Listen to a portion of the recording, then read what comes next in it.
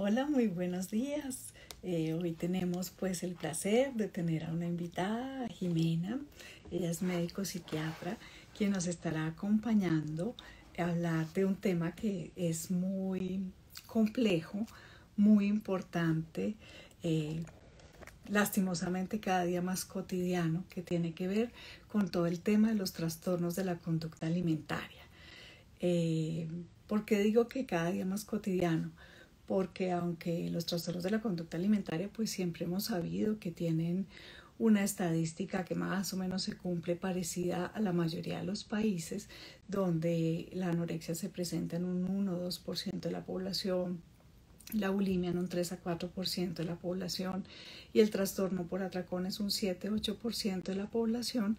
A raíz de la pandemia y de todos los cambios de vida que tuvimos, pues se ha notado un incremento en los casos de los trastornos de la conducta alimentaria y muchas personas consultando y sufriendo, algunos solo con síntomas, otros sí ya pues generando un diagnóstico ya de la doctora Jimena.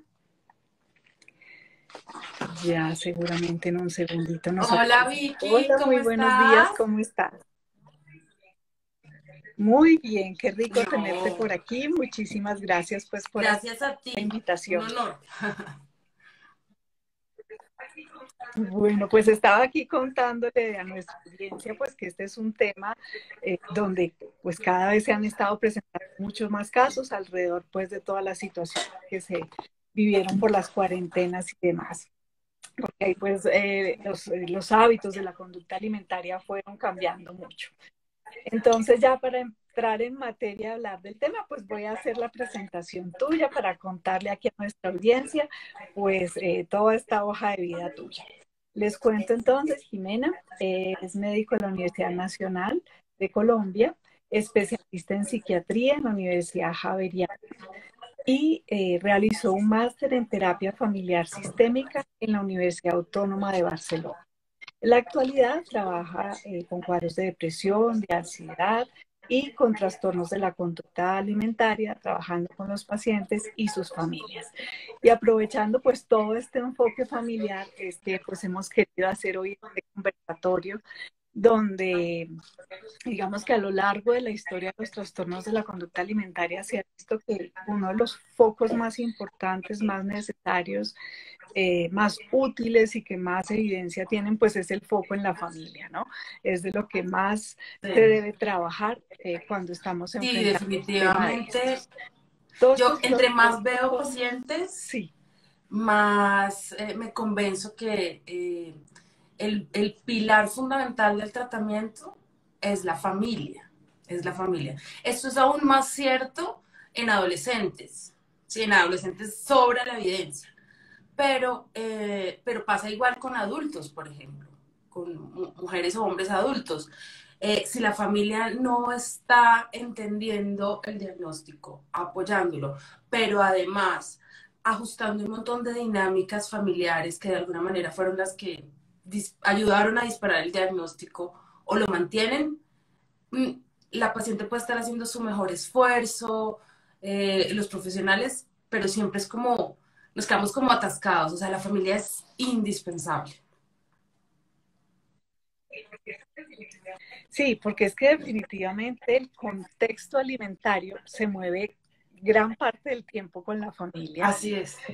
El contexto alimentario, la Claro, comunicación que hacemos con respecto a la comida y a la imagen corporal también se mueve mucho en este contexto. exacto. Por eso es tan importante que la familia sea parte, pero muy activa del manejo, del entender y Y como el saber lo que además, está la pasando. comida, además de ese entorno que Esto, mencionas que indudablemente es importantísimo y que de hecho es más importante que el que a veces le damos a las redes.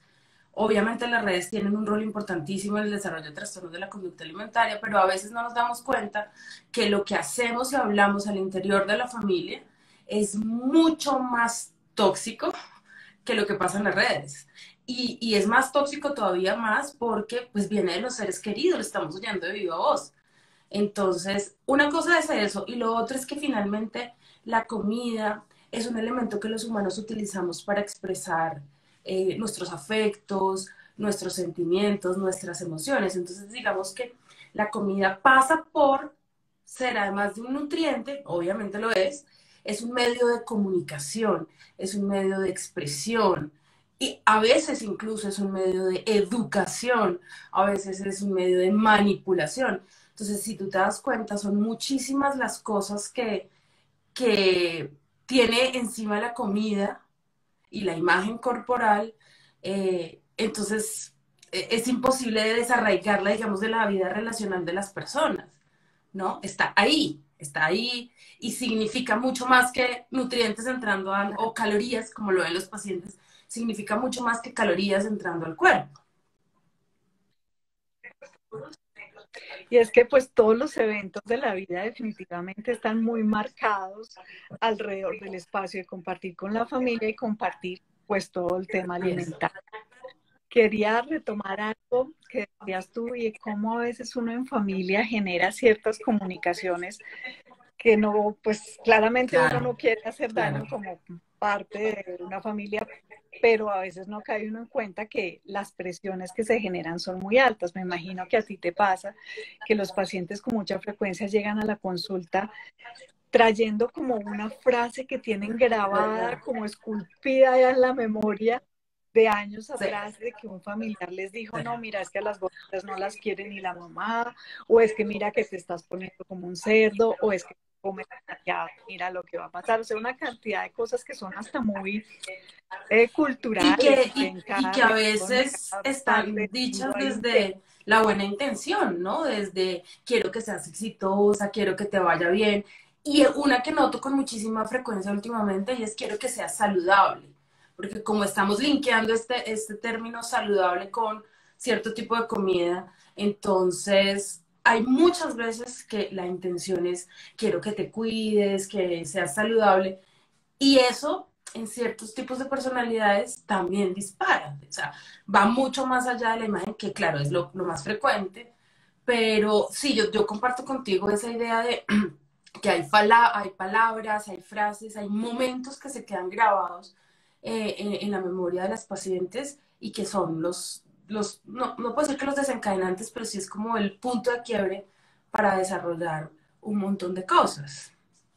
Porque, Incluso es muy interesante cómo cuando de pronto lo comentan con la familia dice, ven, pero yo ni me acuerdo cuando te dije eso, ¿cómo así? Porque la persona que lo dice lo dijo como algo más que claro, no fue trascendente, pero quien tiene esta vulnerabilidad sí lo deja resaltado, además porque viene generalmente pues de una fuente que se confiable. siente como Claro. una autoridad confiable y autoridad en mi familia y se queda como una ley.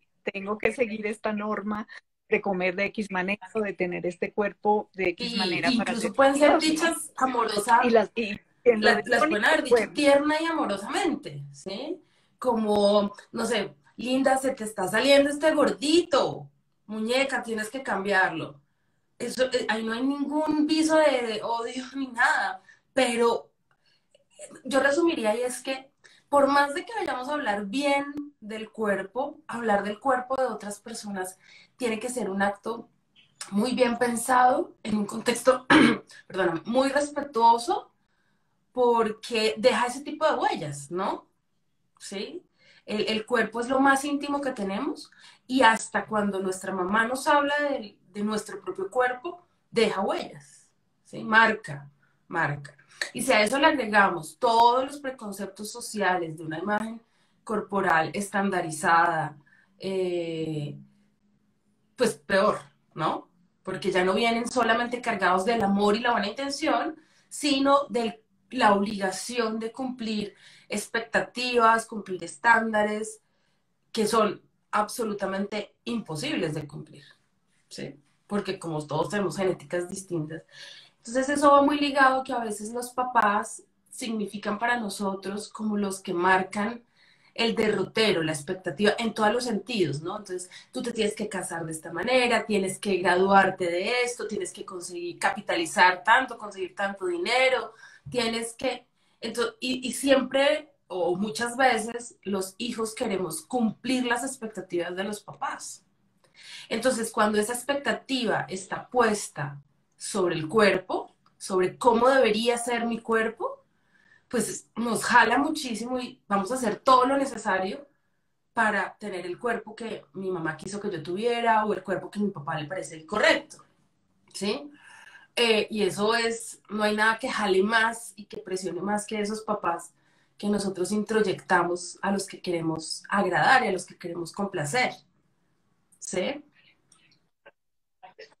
Claro, los padres pues siempre son el primer vínculo que uno tiene, la primera figura de afecto y para uno pues siempre es una necesidad y un placer poderlos tener contentos. El lío es que nos hemos ido mucho como a dos espacios, ¿no? Los logros Así es. académicos y los temas del cuerpo. Y como que hemos reducido esa posibilidad de sentirnos orgullosos o que los hijos piensen que estamos orgullosos como padres como en esos dos aspectos, como si muchas otras cosas no contaran y se va generando pues una presión que en algunos casos, no siempre, pero en algunos casos Sí, pues puede sí, generar así un es. riesgo. En esto quisiera hacer énfasis que cuando hablamos que las familias son muy importantes, digamos que no Sí, estamos hablando desde culpas, ¿no? Porque a veces, pues, en estos trastornos de la conducta alimentaria, digamos que todas las patologías siempre estamos buscando esto de dónde salió, pero en los temas de conducta alimentaria, inmediatamente las familias dicen, yo qué hice mal, ¿no? O en qué fallé. Más que culpas, pues es ver que esto es una situación multifactorial donde se suman pues factores genéticos, factores de la personalidad del individuo, de cómo percibe y cómo funciona frente a las dificultades. Pero el tema de la familia es un factor que influye positiva o negativamente que suceden las cosas. Entonces no es que sean unos culpables o unos generadores los familiares, pero sí son factores que se suman y que a la hora de mejorarse y de intentar un claro. tratamiento, pues también van a sumar y ahí sí definitivamente van a ser una herramienta fundamental en el proceso. Cuando te llega consulta la paciente con su familia, ¿qué es lo que más les inquieta? ¿Qué es lo que ves tú en estas consultas Justamente de lo que trastorno estás alimentario? diciendo. En primera instancia, apenas llegan y vienen acompañadas de los papás cuando, digamos que hay dos tipos de papás. El papá o los papás conscientes que se dieron cuenta que hay un problema y que no tienen ni idea qué hacer, pero que quieren hacer algo, digamos que son receptivos en cierta manera a recibir la información, y el papá que más o menos trae a su hija de una oreja para que le digan qué tiene, para que le digan a su hija qué tiene que hacer y la regañen por haberle hecho caso a esas malas influencias, ¿cierto? Vienen esos dos tipos, digamos, de familia. Cuando ya empezamos a explicar cómo es que funcionan estas enfermedades y a quitar un montón de mitos y es, esto no fueron solamente las redes, esto no fueron solamente las malas amigas, ¿sí? Sino que todos tenemos aquí un poco. Entonces aparece una fase, como lo decías, de la culpa y es yo que hice mal, yo fui mal papá, esto pasa es porque fui mal papá o mal mamá, mala mamá, ¿qué fue lo que hice mal? Y esa culpa yo siempre la trabajamos con el equipo, la tenemos como que transformar, porque si bien hay un grado de responsabilidad, no es la culpa completa de los papás. Entonces hay que transformar esa culpa en una oportunidad de aprendizaje y de acompañamiento, ¿sí? Lo que yo siempre veo, o sea, lo que veo en el 99% de los casos son familiares, de familias que no funcionan al 100% adecuadamente. O sea, pues para nadie es un secreto que ninguna familia es 100% funcional, pero en los casos de trastorno de la conducta alimentaria siempre encontramos algún grado de disfuncionalidad de algún tipo, siempre. Y como para poder intervenir en el tratamiento, también tenemos que intervenir en la familia, entonces muchas veces encontramos una resistencia de las familias como, no, no, no, el problema es de fulanita, ella es la que tiene que mejorarse, este no es el problema. Entonces, entramos a trabajar en cómo sensibilizar y hacerles entender cómo la dinámica familiar, el rol que se ejerce como papás, la manera en que está ubicada, digamos, la hija o el hijo entre la relación de padres, así estén separados o no, tiene un impacto que uno diría, pues para los papás es muy difícil de entender cómo, o sea, que tiene que ver que ella quiera ser flaca con que mi esposa y yo nos peleemos, o sea, ¿sí? Entonces es bien difícil tener que explicarles cómo sí tiene que ver y enseñarles estrategias para manejar no solamente la enfermedad y todo lo que implica, los tratamientos, los medicamentos, el acercamiento con la comida, las normas, todo, sino como el entorno familiar tiene que también hacer ajustes, ¿sí? Tiene que revisarse por lo menos. Entonces, eso es muy difícil porque, pues, tras de que yo que hice mal para que mi hija saliera así, ahora resulta que lo que pasa con mi esposa o con mis otros hijos también tiene que ver en esto. Sí, entonces es como, si te estoy quitando la culpa porque no eres culpable, pero sí tienes que hacer un montón de tareas pendientes para ayudar, ¿sí? Por eso te digo que la familia tiene que estar ahí, ahí, ahí todo el tiempo entendiendo y aprendiendo, sobre todo aprendiendo y desaprendiendo, ¿no?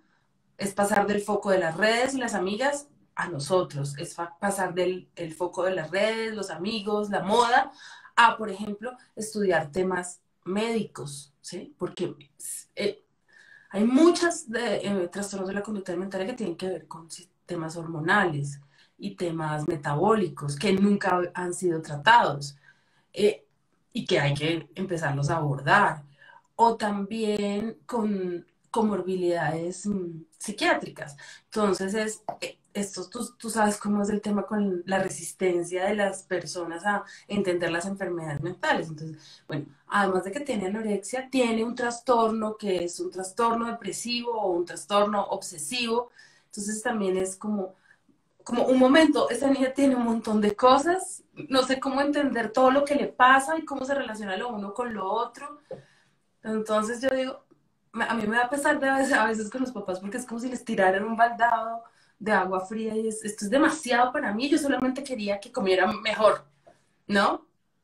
Entonces yo creo que yo te podría definir que los papás, yo los definiría en una palabra como abrumados con todo lo que está pasando y con todo lo difícil que es. Sí, creo que es lo que Sí, con nosotros todo lo describimos. difícil que es, con toda la preocupación que genera. Yo, a veces, varias mamás me dicen, yo quisiera compartir mi testimonio, porque, sabes, tenemos muchos testimonios oímos en las redes muchísimos testimonios de pacientes. Pocas veces escuchamos los testimonios de las mamás, los papás o los hermanos. Los hermanos son unos afectados terribles estas enfermedades. Y a mí, varias mamás me han dicho, me encantaría compartir lo que se siente para que las mamás no cometieran los mismos errores que yo cometí, para que el proceso fuera más fácil para ellas, porque es culpa, es preocupación de la muerte, es cansancio. Las familias, o sea, si esto es agotador para las pacientes, para las familias es 3 veces más agotador. Esto es una enfermedad muy cansona. Yo digo que es un fastidio de enfermedad. Entonces, las familias se cansan, se pelean, se frustran. Entonces yo a veces pienso que es too much para los papás, pobrecitos. Esa es otra razón por la que es fundamental incluirlos en el tratamiento, porque hay que apoyarlos, porque hay que contenerlos, ¿sabes?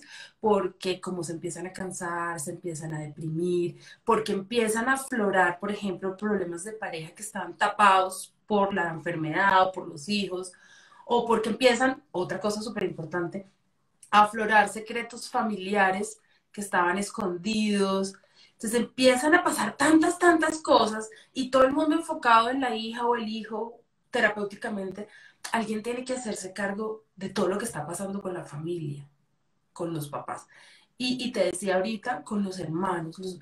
Los hermanos son los primeros damnificados de este problema. Y calladitos ahí, nadie les pregunta a usted qué está pensando, usted qué está sintiendo, tú qué quieres hacer. Y creo que ese es otro foco súper importante de atención, los hermanos, ¿no? Entonces, fíjate que esto es súper complejo. Mira, es de los temas más importantes, porque mira que los hermanos, digamos que todas las familias centran su tiempo, su energía, su economía y como toda la atención y Claro, preocupación en el hijo que está teniendo el trastorno de la conducta alimentaria. Y estos hermanos se sienten no abandonada. tenidos en cuenta, abandonados, que casi que una de las frases que uno les escucha es, venga, pero en esta casa entonces toca Sí, tener anorexia para que a uno le paren yo he bola. O oído sea, es como, pacientes que tienen, es la frase que típica que dicen tal dicen. cual la frase que acabas de decir. Uh -huh. Hermanos de pacientes, sí. ¿Mm? Sí, y porque se sienten como que si uno no está enfermo aquí no vale, porque claro, los padres, como describías tú, van en un proceso de desgaste tan grande. Realmente estos trastornos, desde todas las enfermedades que existen y todo lo que trabajamos en psiquiatría, que son cosas siempre complejas y a largo plazo, en especial estos trastornos de la conducta alimentaria, son de los más difíciles, que requieren siempre un trabajo en equipo, que desgastan mucho, que desmotivan mucho al paciente y a sus familias, porque los resultados son muy Muy erráticos, frustrantes. porque se mueven muchas emociones y se destapan muchas cosas, como decías tú, desde secretos familiares, rabias.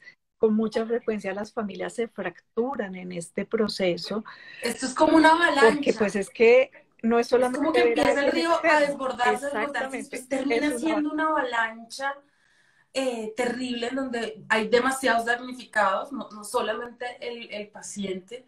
Y lo más triste es que, bueno, tú y yo sabemos que las enfermedades mentales son como el bicho raro de la humanidad y nunca nadie les da el valor. Pero dentro de las enfermedades mentales, a mí me parece que los trastornos de la conducta alimentaria peor, porque son minimizados y son como banalizados.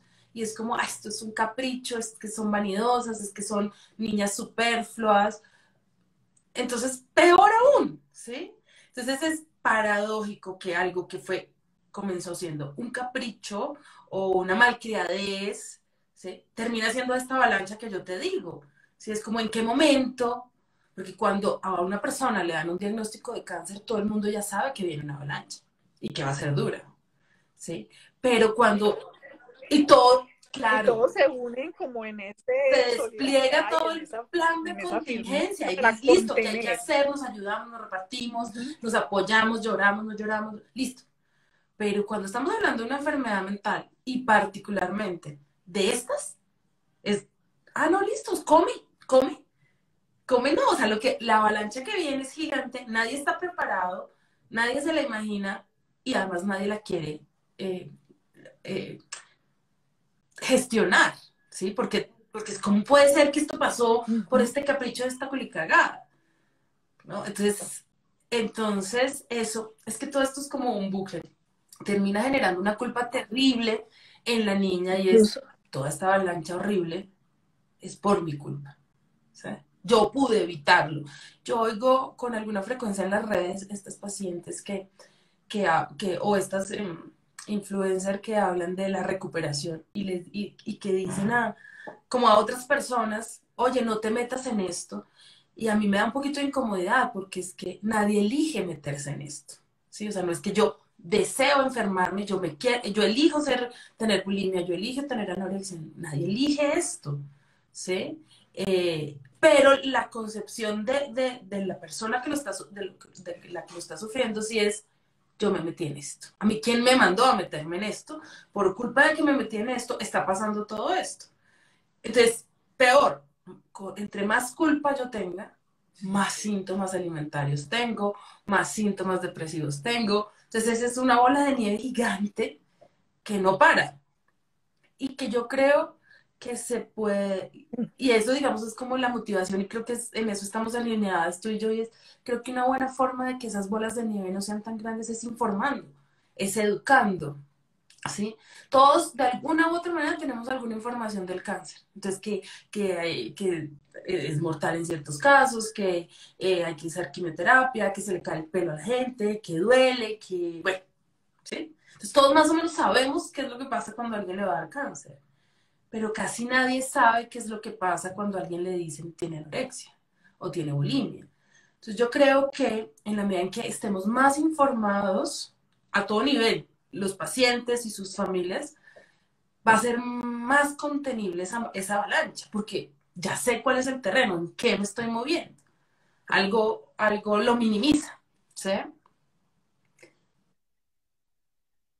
Mira, esta información es tan importante que incluso en los últimos 10 años los médicos ya sabemos un poco más del tema, pero anteriormente yo No, mandaba a hospitalizar a un paciente y más o menos me decían, pero usted, ¿por qué nos quiere con ocupar esta la cama con caprichosa, esta sí. niña necia? Ujú. O sea, por, sí, como que es como si de verdad incluso el médico pensaba es que esta paciente eligió morirse de hambre porque se le antojó, porque aunque si bien la mayoría de los trastornos de la conducta empiezan en una dieta voluntaria autoimpuesta, Sí. después ya aquí No, no todo lo el que hace único una que yo dieta se elijo enferma, pero es quienes la tienen dieta, el pero no la riesgo enfermedad, entran en ¿sí? Y todos en algún momento hicimos exacto, dieta, ¿sí? tal Yo, cual. yo Y ese es elegí el la dieta, pero yo no punto. elegí enfermarme, Sí, ¿sí? yo creo que Sí, nadie se salva de haber hecho alguna vez una dieta y de las que ni siquiera de la nutricionista, sino sí, de la que sale en la revista y le dice a uno no sé qué, todos la hemos hecho.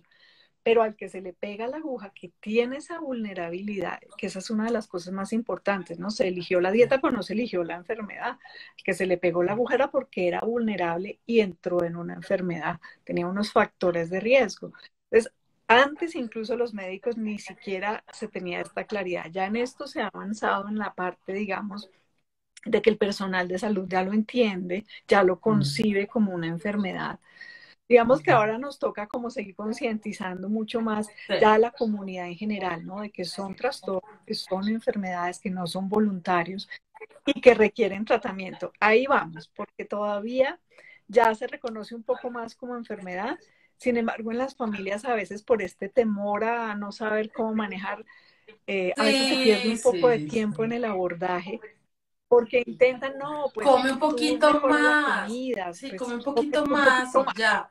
En Uh estos -huh. días tuve una paciente y es algo que nos pasa muchísimo con las enfermedades mentales de todo tipo, pero nunca me ha pasado con un trastorno de la conducta alimentaria y es que los papás, la verdad, decidieron manejarlo con el tema espiritual y un poco como más esotérico, tipo como cuando manejaban los pacientes que tenían esquizofrenia con el exorcismos, algo similar. Y la elección es esa, es vamos a manejarlo espiritualmente. Y sin duda, el tema espiritual en toda la salud física y mental de los humanos es importante, pues no es el tratamiento. ¿Sí? Entonces, listo, ya entendimos que está enfermo, pero entonces vamos a buscar oh, el tratamiento equivocado. Entonces, ahora, como tú lo dices, el siguiente paso es enseñar cómo es el tratamiento, ¿no? Y esa es una tarea muy grande porque no es solamente el tratamiento, que es como el discurso que siempre tenemos. El tratamiento es interdisciplinario, intensivo, involucraba varias cosas, sí, ese es un pedazo, pero el tratamiento va desde, por ejemplo, cómo abordan, y lo estabas diciendo hace un rato, los otros médicos a las pacientes y a los pacientes, a las personas en riesgo.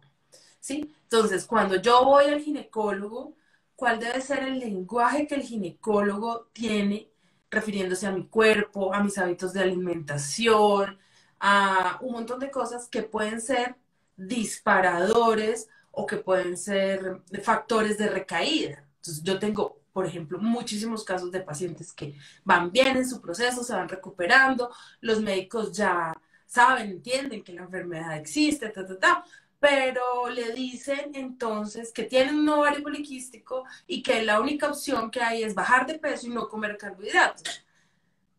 Y claro, el médico está haciendo su tarea. Lo que pasa es que esa información en una persona vulnerable puede generar una recaída. Y eso a la larga también hace parte del tratamiento, ¿sí? Es como, Sí, fíjate que ahí me hacías pensar que en el periódico de hoy, en El Tiempo, hay un artículo que escribió una periodista que está diciendo que fue una consulta de oncología, luego entonces pues ya sabemos que estaba en un momento difícil de enfrentar algún diagnóstico de cáncer o algo así, y que lo primero que hizo el médico cuando la vio, no la saludó, sino que dijo, está gorda.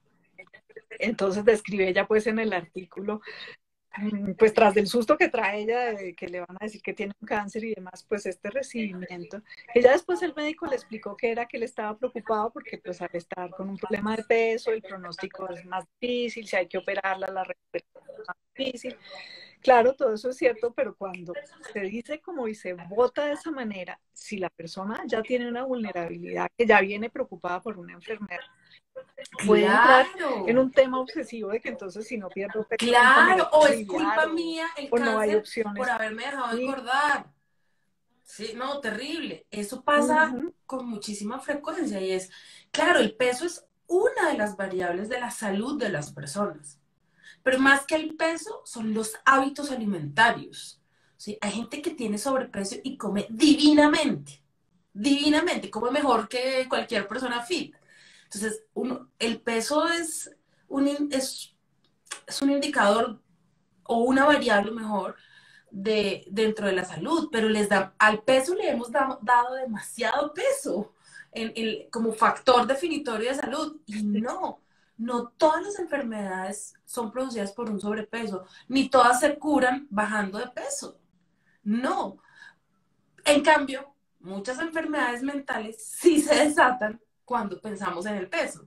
¿Sí? Eso que tú dices, yo tengo una paciente chiquitica, como de 12 años, que llegó a donde su pediatra, él abrió la puerta y le dijo, si no bajas de peso, no vas a crecer. Imagínate eso en una niña vulnerable, ¿sí?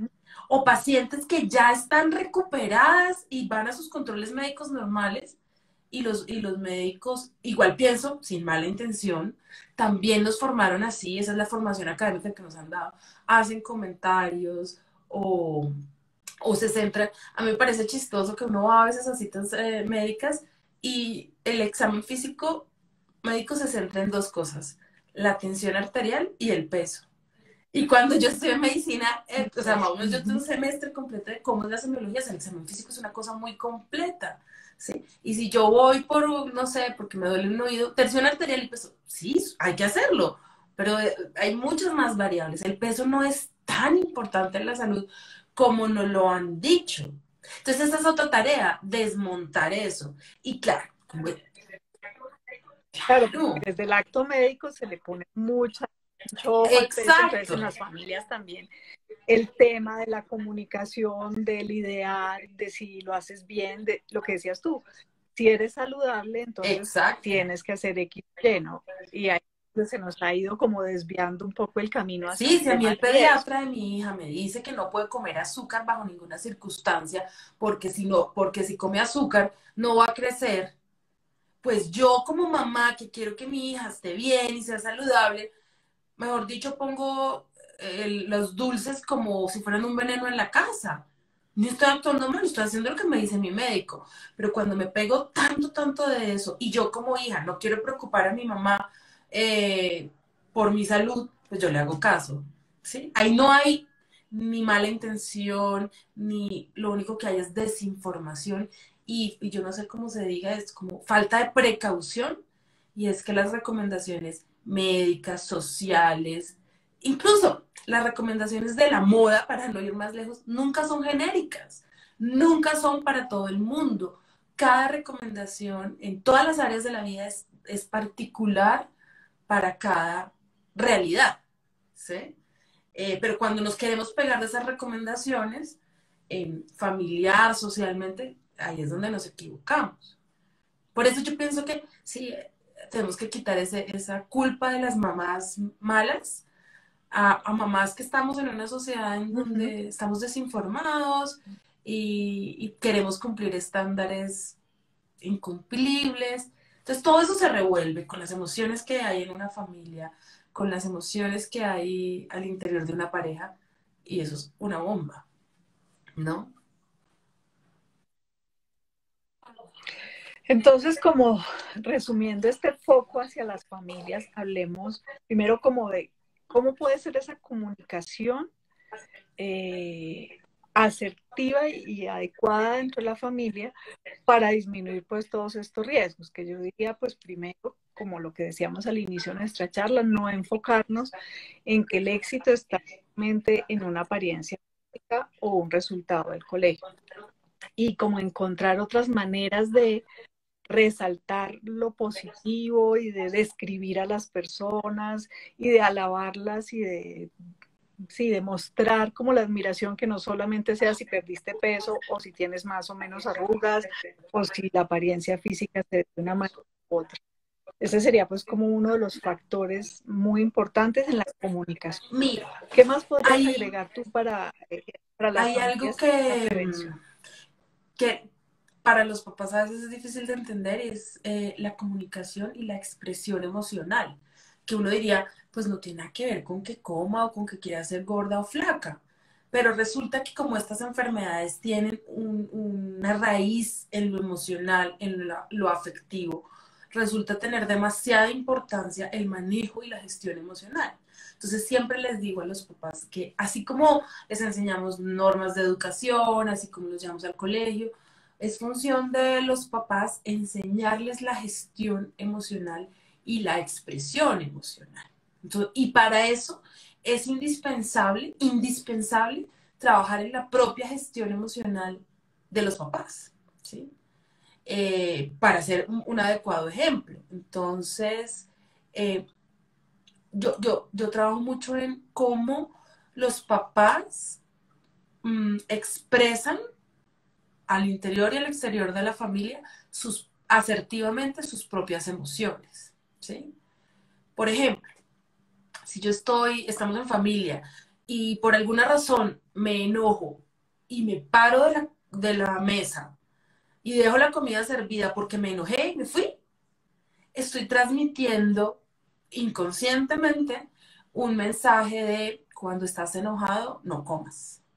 O cuando quieres regañar a alguien o pelearle a alguien, despreciarle su comida. Sí, y no, estamos acostumbrados a que si me enojé, me paré y me fui. ¿Sí?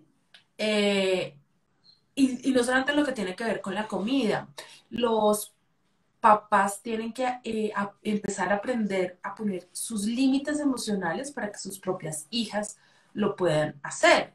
Muchas veces los síntomas están asociados con esa sensación de sentirse invadidas, ¿sí? Entonces es rol también de los papás enseñarles a sus hijos a poner límites y eso viene límites en lo sexual,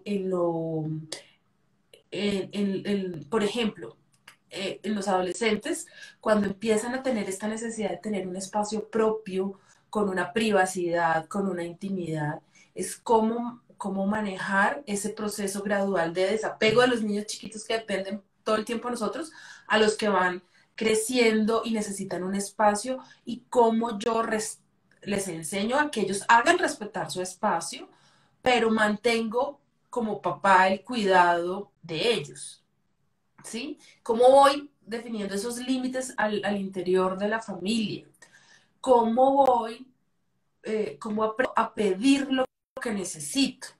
Que es una cosa muy afectada en los pacientes con TCA, y es que no saben pedir ayuda, que no saben decir, dame un espacio, o necesito que me dejes llorar, o necesito un tiempo, o porque la mayoría de personas nos cuesta trabajo pedir ayuda y pedir lo que necesitamos, ¿sí? Entonces es aprender nosotros mismos y enseñarle a nuestros hijos a pedir lo que necesitamos. Muchas veces los trastornos de la conducta alimentaria son un grito altísimo de pedida de ayuda a los papás. Es como, por favor, ponme atención, ¿sí? Entonces es un poquito construir desde la infancia eh, la confiabilidad de yo estoy aquí si me necesitas, para lo que me necesites, de la manera correcta, pero también cuando yo no me dé cuenta que me necesites, puedes hacérmelo saber,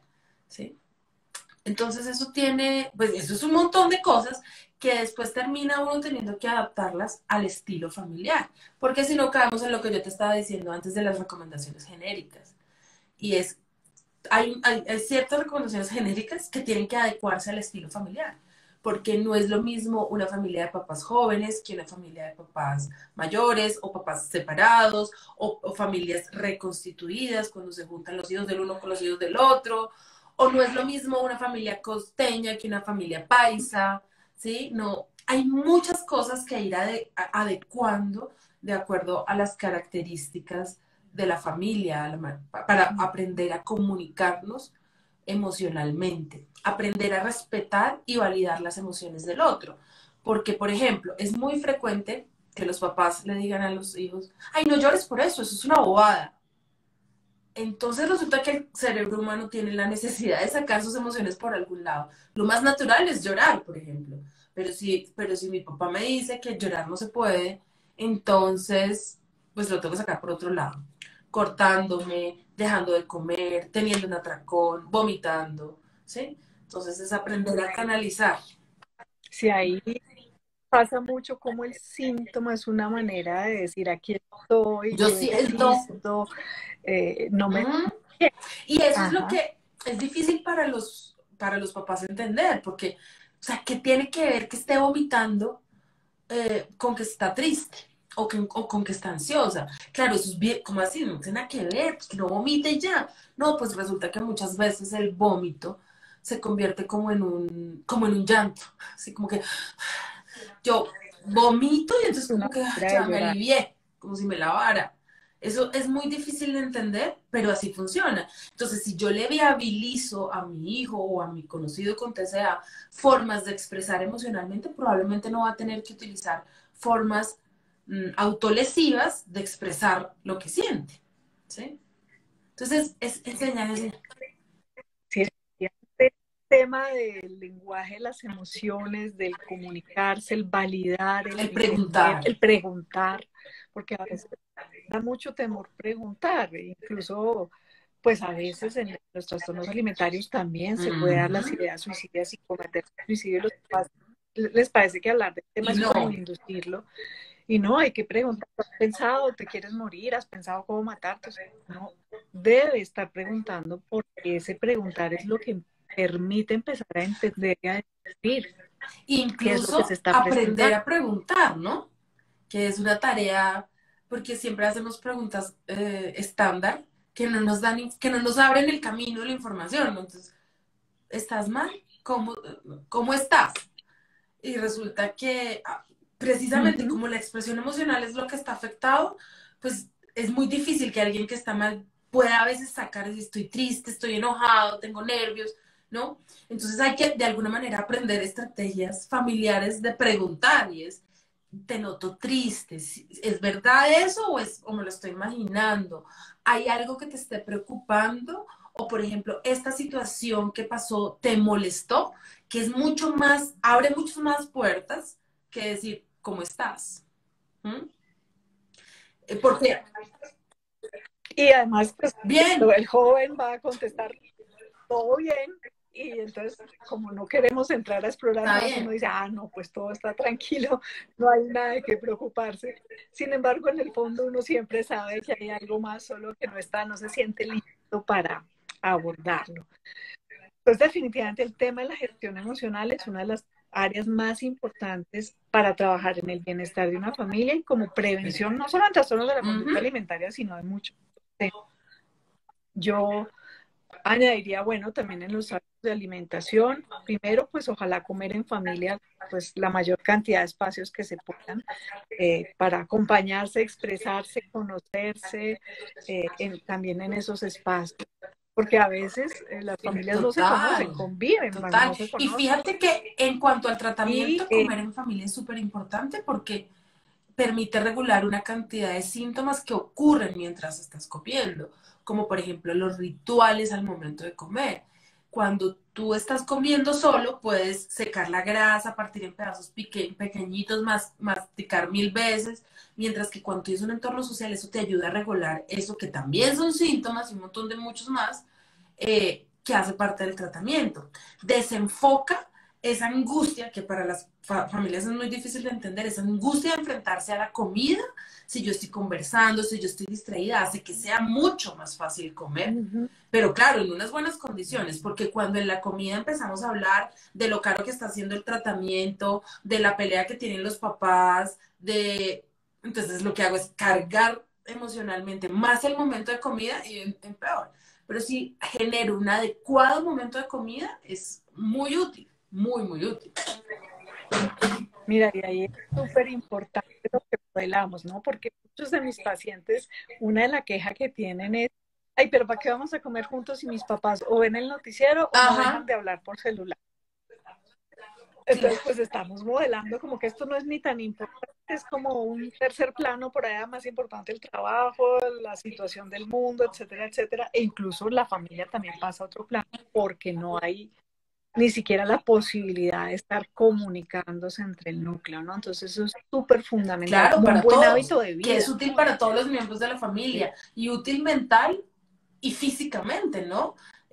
Un poco como esto que sabe tanto Silvia y es el mindful eating y es comer de verdad concentrándome en el Ujú. momento de la comida, en lo que significa, pero si yo estoy o peleando o viendo el celular o viendo el noticiero o comiendo a toda porque me tengo que ir, pues no, no estoy haciendo mindful eating y eso no está haciendo que la comida me sea nutricionalmente útil para mi cabeza y para mi cuerpo en general. ¿Sí? Es un muy buen hábito comer Ujú. conscientemente. ¿Mm? Y para cerrar como a grandes rasgos lo que tiene que ver con la prevención, pues también ser muy cuidadosos con toda la información que recibimos con respecto a dietas y planes nutricionales, recordando lo que tú nos has dicho. Cada caso se debe evaluar particularmente y en menores de edad, por favor, siempre deben consultar, no se pongan a imponer una alimentación que le funcionó a la prima o que volvamos Mm, los vegetarianos o que salgamos del colegio o que si no almuerzas no pasa nada, porque hay muchísimos riesgos y como uno no sabe al final exacto. quién es el vulnerable, porque puede que haya un antecedente y uno diga, bueno, en nuestra familia hay No, riesgos, pero nadie sabe quién va a y yo tener te quiero de decir que al primera vez paso un que caso. vamos en esta sociedad, con este entorno, a la larga casi que todos somos vulnerables. O sea, son muy poquitas las personas que pueden decir, no, Sí, yo no tengo ningún factor de riesgo. Todos tenemos, aunque sea un factor de riesgo. Entonces es mejor. por lo menos uno. Y en Claro, cuarentena nos dimos cuenta de que de teníamos muchas riesgos de cosas. muchas Ajá, cosas. así es. Eso Sí, sí que nos prendió como sí. alarmas en muchos sentidos. Entonces, súper importante, si creemos que se requiere algún plan nutricional especial, debe ser guiado siempre por una persona pues, que tenga el conocimiento, que evalúe el caso en particular y en menores de edad no Sí, nos pongamos a hacer experimentos. Así que es súper claro. Y ya con respecto a cuando ya hay síntomas, pues muy importante no dilatar la iniciativa del tratamiento, porque de eso sí depende mucho el pronóstico. Mientras más ujú. pronto se logre, pues más chances tenemos de una buena respuesta y de pensar en un tratamiento exitoso y curativo. ¿Qué más añadirías tú como en este proceso ya de cuando ya hay un caso pues sospechoso El o posible tratamiento diagnóstico de oportuno trastorno alimentario? y entender que el tratamiento y la constancia en el tratamiento, digamos. Esto no es un tratamiento rápido ni lineal, ¿no? Entonces dice, listo, ya comencé el tratamiento, en 6 meses, listos, ¿no? Que es la pregunta que nos hacen muchos papás, ¿no? Es, ¿cuánto se demora esto? No sé. Yo no te puedo decir ni siquiera como dicen en los ciclos de quimioterapia, vamos a hacer 3 ciclos de quimioterapia y miramos. No, aquí no sé. Y aunque las cosas vayan bien en el proceso, en la evolución, esto puede echar para atrás, ¿sí? Que es una cosa, y ahí es donde yo les digo a los papás, tienen que tener mucha constancia y mucha perseverancia, porque hay momentos en donde vamos a sentir que todo va muy bien y hay momentos en donde vamos a sentir que perdimos el tiempo, que nada funcionó, que recaímos, y hay que pararse y volver a comenzar. Entonces, la constancia. Aquí la constancia es un factor importantísimo. Y aquí, más que en cualquier patología, precisamente porque lo que los padres y los terapeutas interpretamos como que vamos bien, el Sí, paciente lo total. interpreta como voy mal, porque eso Exacto. no es lo que debería suceder.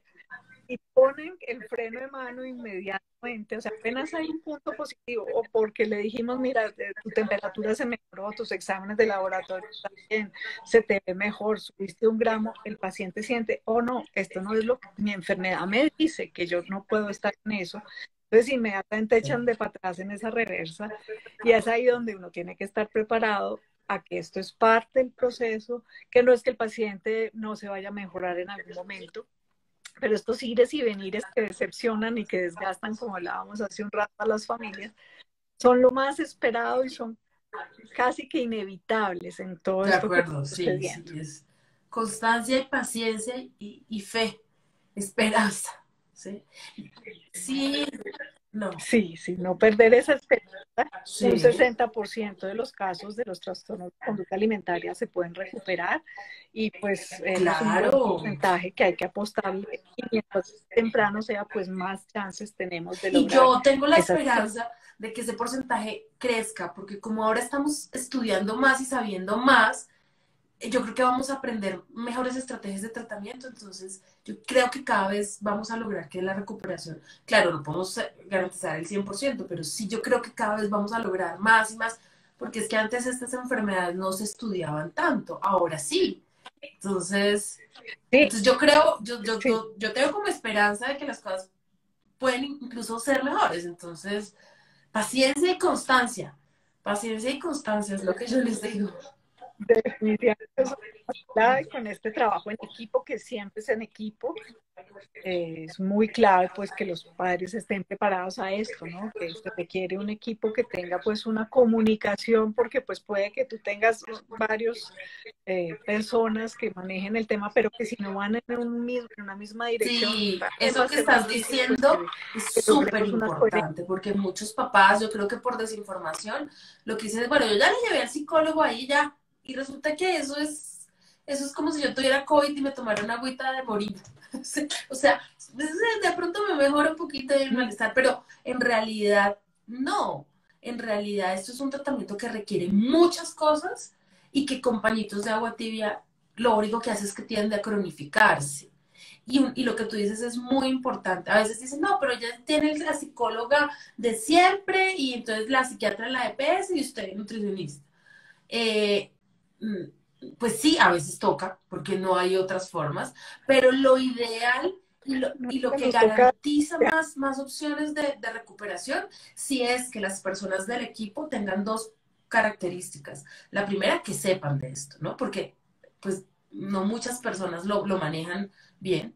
Y dos, que se hablen entre sí, que se comuniquen, porque esta división del trabajo no es caprichosa, es que cada quien tiene áreas en las que se dedica a trabajar y esa comunicación entre los diferentes profesionales hace que ese rol de cada uno se potencie, entonces nos vaya mejor, ¿sí? Y eso es algo que es difícil de entender, sobre todo en términos del costo que implica para los papás, pero que sí mejora muchísimo el resultado, ¿sí? No necesariamente son personas que tengan que trabajar juntas, pues claro, eso es lo ideal, pero sí por lo menos que haya una Ujú, comunicación de personas que tienen experiencia, una comunidad. ¿sí? Sí, uno de los ejemplos clásicos es cuando se da una indicación con respecto al ejercicio y lo veo Sí, otro sí, sí, sí. profesional que no está alineado. Uno dice haga, el otro dice no haga, y los papás dicen, pero ¿qué Sí, hacemos entonces? total. ¿Puede hacer? ¿No puede? Esa es una de las muchas circunstancias que se viven cuando no hay como, pues, como una misma mirada de Sí. cómo manejar estos trastornos. Demos como paso aquí a un par de preguntas, si nos quieren escribir. Mientras tanto, voy a leer acá un par de comentarios. Nos escribe que a veces hay mucha tensión en el momento de comer por el rol vigilante que asumen los hermanos y que el paciente pues se Es que siente fíjate que muy hablando de los juzgado. hermanos, hablamos de los hermanos olvidados y abandonados, pero hay otro tipo de hermano que es terrible también y es al que los papás le asignan la función de controlar al hermano. Y resulta De que eso cuidado. no es, y Ujú. se lo asignan algunas veces explícitamente y algunas veces tácitamente. Pero esa no es la función de los hermanos. Y hay hermanos que se la toman se ponen la camiseta y es a cuidar a su hermano y no vomita y come todo y resulta que eso es terrible, tanto para el hermano que asumió ese rol, porque si para un adulto es agotador, para un hermano terrible, y también es súper nocivo para el paciente porque el paciente necesita de los hermanos otro tipo de acompañamiento. Entonces rompe esos vínculos fraternos que son muy importantes y que en vez de sumar, restan. ¿Sí? Entonces es el hermano abandonado, pero el hermano parentalizado, y es que asume el rol del papá, que también es una equivocación, ¿no? Es que definitivamente esta enfermedad tiene un impacto en la familia impresionante. Sí, es causa y consecuencia. Es, Ah, sí, sí. exacto. Y nos escribe alguien también algo muy importante que dice, a mi hija la nutricionista le envió una dieta cuando ya tenía un trastorno alimentario y no lo sabía. Por eso es que tenemos que ser tan cuidadosos. Primero, años atrás, cuando se iba a la nutrición, la única indicación Sí, era voy porque tengo que perder peso. Hoy ya hay otras miradas, hay que manejar la hipertensión, el paciente renal, el diabético, muchas otras miradas desde la nutrición.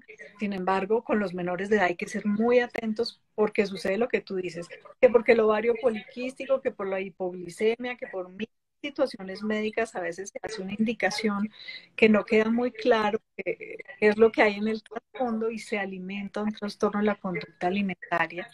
Por eso los padres son tan claves, el acompañamiento al médico a una cita, sí. incluirlos como parte de conocer lo que está pasando, saber cuál es el objetivo del paciente. Y aquí sí se requiere pues un tema muy ético, ¿no? Que el objetivo del paciente no necesariamente corresponde con el objetivo que el Exactamente. terapeuta o el médico o el nutricionista quiere. Que la idea no es yo te Cueste complazco, lo que tú quieres cueste, yo voy a operarte, yo te conseguir lo que opero. tú quieres. Tú quieres bajar de Sí, no. peso, Y bajamos eso es de muy peso. frecuente en ciertos Ujú. profesionales, desafortunadamente, ¿no? Es como tengo claro que no necesitas bajar de peso y que hasta puede ser nocivo para ti bajar de peso, pero si tú quieres, listo, yo te lo hago. Uy, no, eso es complicado. Ujú. Sí.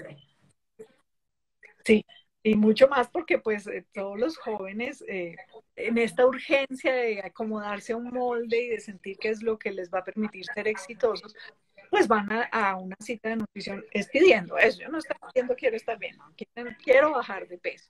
Entonces aquí siempre hay que buscar por eso profesionales idóneos que se alineen ese en el bienestar y la salud del paciente y no solamente en complacer si quieres bajar de peso, Sí. pues lo vamos Y a que hacer, ahorita sea caí en indicado. cuenta que también es importante que empecemos a visualizar un tema y es muchas veces los trastornos de la conducta alimentaria no se centran en la pérdida de peso, en el deseo de perder el peso. Muchas veces el deseo es, por ejemplo, ganar masa muscular o marcarse, como dicen los niños. Entonces es, claro, no, pues no, Sí. chévere que se marque o que coja fuercita. Resulta que eso puede tener escondido esta enfermedad también, ¿no? Entonces, también hay que ser muy cuidadosos. Eso pasa particularmente en hombres, ¿no? Donde su preocupación no es tanto el peso, sino la masa muscular, que también es otro signo de alerta, ¿no? Ujú. Definitivamente. Y acá hacen también un comentario de todos los miembros que hay que incluir y Total. está el novio, ¿no? El novio y los abuelos y hasta los profesores del colegio. O sea, cuando hablamos aquí de todos los abordajes que tenemos que hacer, ¿verdad? Que uno en consulta es de las consultas donde uno Ah, conoce sí, más yo allegados de conozco la las mejores familia. amigas, todos los novios Ah, diferentes a lo largo del tratamiento, los colegios. Afortunadamente, y eso está diciendo alguien allí, afortunadamente ahora hablamos más de eso. Entonces, por ejemplo, ya con más frecuencia yo recibo profesoras o psicólogas de colegios que tienen pacientes estudiando y que me dicen, ven, ¿qué sí. hacemos? ¿Cómo podemos ayudar a esta niña? Oriéntanos. Yo digo, qué maravilla. Antes era como, pues a ustedes lleven, papás lleven a esa niña al psiquiatra y allá, pero si cada vez más los colegios se están interesando en aprender, entonces eso hace que todos estemos alineados con la recuperación y es maravilloso. Sí, es maravilloso. Sí, bueno, y todos somos abiertos a que efectivamente conocemos al Al que profesor, al sea, novio, al abuelo, al traigan, papá, yo soy de de, contar. traigan aquí al que quiera entender esto, Logremos. tráiganlo, no importa. Sí, claro. Exactamente. Y cerremos aquí con un comentario que nos hacen que me parece muy pertinente, que dice, las personas tienen menos miedos porque ya se habla de salud mental, de la diversidad de cuerpos, el discurso ya es diferente al de Sí, hace 20 años, es una cosa sí. importantísima. ¿Cómo se ha ido cambiando? No quiere decir que no nos falte y que tenemos que seguir insistiendo en muchas cosas, pero sí, en estos 20 años hemos avanzado en que hablamos más de salud mental Dos, y yo diría que en los últimos dos, se pues, disparó. por razón se visible, que esto es parte de nosotros, que está aquí, que es algo tangible, que es algo que debemos cuidar. Y el tema alrededor de la belleza del cuerpo no se ha parado, digamos, de resaltar tanto, sin embargo, sí se ha enfocado en la diversidad en todos los Sí, ahí sentidos, es ¿no? donde yo veo Entonces, sí hemos esperanzas. dado buenos Sí, pasos y ahí yo vamos. creo que Sí, estamos en sí, otra fase de la humanidad en donde somos más sensibles con cosas que antes no detectábamos ni siquiera. Y una de esas es la imagen corporal y la salud mental. Sí, claro. exactamente. Ujú. Así que no somos tan Poco cabeciduras, a sí poco. hemos Ah, ido sí, aprendiendo y tocó a las mejorando. patadas, pero vamos bien, vamos Exactamente. bien. Sí, ahí vamos. Pero ahí vamos, Ujú. sí. Ay, pues no, muchísimas gracias. Yo creo que hay muchas cosas para poder seguir conversando. Seguro que Seguramente sí, Vicky, por pensaremos en favor. otro momento hacernos. Si la gente tiene sugerencias, las recibimos para armar otro conversatorio. Muchas gracias pues por disponer de este tiempo para que conversáramos, para compartir con la gente, para que sigamos poniendo estos granitos de arena en la educación, en la información, en seguir destapando como estos temas que antes estaban por Ah, allá en el cuarto de San Alejo guardados y que hoy, bueno, ya se así es. Vicky, visibilizan muchas muchísimo. gracias, muchas gracias. No, muchas gracias a ti por compartir como tu experiencia y tu conocimiento aquí con nosotros. Un feliz Igual sábado y un para ti feliz y fin para de todos. semana Que para estés muy todos. bien. Gracias. Muy buen día, muchas gracias.